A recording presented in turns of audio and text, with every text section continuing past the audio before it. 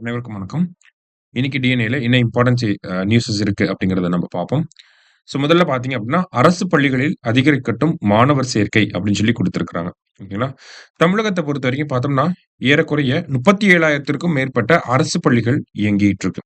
அதுல 52,00,000 மாணவர்கள் படிப்பதாக இந்த ஆர்டிக்கிள்ல நமக்கு குடுத்திருக்காங்க. ஒரு காலகட்டத்தில பார்த்தோம்னா, அரசு பள்ளிகள்ல மாணவர்களின் சேர்க்கை அப்படிங்கிறது தொடர்ச்சியா கம்மியாக ஆரம்பிச்சது. அதற்கான காரணங்கள் என்னவாக இருந்துச்சு அப்படின்னு பார்த்தோம்னா, தனியார் பள்ளிகளுடைய பரவல் அப்படிங்கிறது அதிகமாச்சு.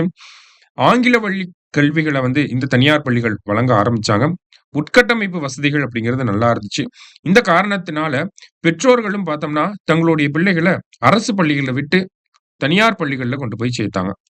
இப்பவுமே பார்த்தோம்னா, ஆனா நெறைய மக்கள் வந்து அரசு பள்ளிகள் ஏழை எளிய மக்கள்னா, அவங்க பிள்ளைகள வந்து அரசு பள்ளிகள்ல தான் படிக்க வைக்கிறாங்க. அரசு பள்ளிகள்ல மாணவர் சேர்க்கையை உயர்த்தணும் அப்படிங்கிறதுக்காக அரசாங்கமும் நெறைய திட்டங்கள பண்ணிட்டு தான் இருக்காங்க. பல்வேறு அரசாங்கங்களும். உதாரணத்துக்கு பார்த்தோம்னா, மதிய உணவு திட்டத்துக்கு கீழ ஊட்டச்சத்து மிக்க உணவு வழங்குறதாக இருக்கட்டும், மடிக்கணினி வழங்குறதாக இருக்கட்டும், மிதிவண்டிகள் வழங்குறதாக இருக்கட்டும், ஆங்கில வழி கல்விகள அறிமுகப்படுத்துறதா இருக்கட்டும், இந்த மாரி பல்வேறு முன்னெடுப்புகள அரசாங்கமும் பண்ணிக்கிட்டே தான் இருக்காங்க. மாணவர்கள அரசு பள்ளிகள நோக்கி ஈர்க்கணும் அப்படிங்கிறதுக்காக. அதையும் தாண்டி பார்த்தோம்னா, அரசு பள்ளியில படிக்கக்கூடிய மாணவர்களுக்கு மருத்துவக் கல்லூரி சேர்க்கையில பார்த்தோம்னா, 7.5% உள்ஒதுக்கீடு அப்படிங்கிறது வழங்கப்படுது. அதே மாரி பார்த்தோம்னா, தொழில்நுட்ப படிப்புகள்லயும் உங்களுக்கு 7.5% உள்ஒதுக்கீடு அப்படிங்கிறது வழங்கப்படுது.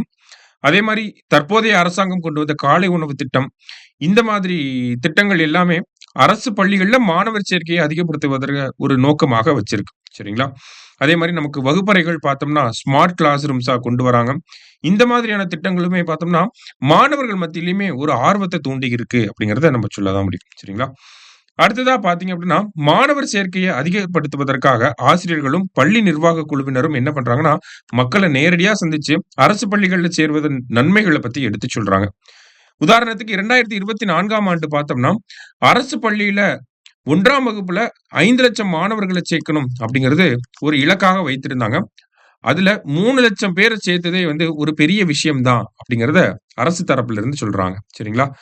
ஸோ உட்கட்டமைப்பு வசதிகள்லாம் இன்னும் சரி செய்ய வேண்டிய நிலை இருக்க தான் செய்யுது. 5,000த்துக்கும் மேற்பட்ட அரசு பள்ளிகள் இன்னமுமே ஒரு சேதமடைந்த நிலையில தான் இயங்கிட்டு இருக்கு. நெறைய பள்ளிகள் மூடப்படக்கூடிய சூழல்ல இருக்க தான் செய்யுது. அரசு பள்ளிகள்ல ஆசிரியர்களுடைய எண்ணிக்கை கம்மியாக இருக்கு அப்படிங்கிற குற்றச்சாட்டுகள் இருந்துட்டே தான் இருக்கு. இந்த மாரியான விஷயங்கள அரசாங்கம் கவனத்துல கொண்டு சரி செய்யணும் அப்படிங்கிற ஒரு கோரிக்கைகளும் இருந்துட்டே தான் இருக்கு. அதே மாரி பார்த்தோம்னா, மத்திய அரசாங்கத்துக்கிட்ட இருந்து நம்மனால சரிவர நிதிகளையும் வாங்க முடிய மாட்டேங்குது. உதாரணத்துக்கு பார்த்தோம்னா, ரூ. 2,152,00,00,000 இப்ப வரைக்குமே நிலுவையில இருக்கு. அத தமிழக அரசாங்கம் அவங்களுடைய சொந்த வருவாயிலிருந்து தான் இப்ப வரைக்கும் செலவு பண்ணிட்டு இருக்காங்க அப்படிங்கிறதையும் நம்ம தெரிஞ்சுக்கணும். சரிங்களா?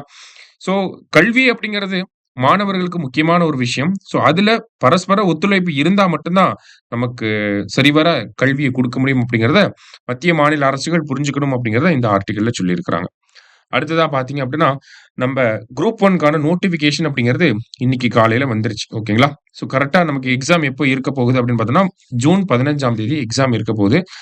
இந்த குரூப் 1 ஃபோக்கஸ் பண்ணி நம்ப அகாடமில பார்த்தீங்கன்னா, எல்லா பிரான்ச்சஸ்லயும் வர சண்டே ஏப்ரல் 6த் பார்த்தீங்கன்னா, ஒரு ஓரியன்டேஷன் புரோகிராம் அப்படிங்கிறத ஆர்கனைஸ் பண்ணியிருக்கோம். புது பேட்ச் அப்படிங்கிறது ஸ்டார்ட் ஆக போகுது.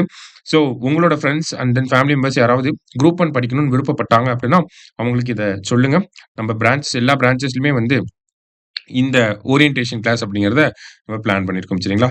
எப்படி குரூப் 1 படிக்கணும்? எப்படி கிளியர் பண்ணணும்? ஃபர்ஸ்ட் அட்டெம்ப்ட்லயே எப்படி கிளியர் பண்றது? இந்த மாரியான ஸ்ட்ராட்டஜிஸ்லாம் உங்களுக்கு சொல்லி தர போறாங்க. கட்டாயம் வந்து கலந்துக்கோங்க.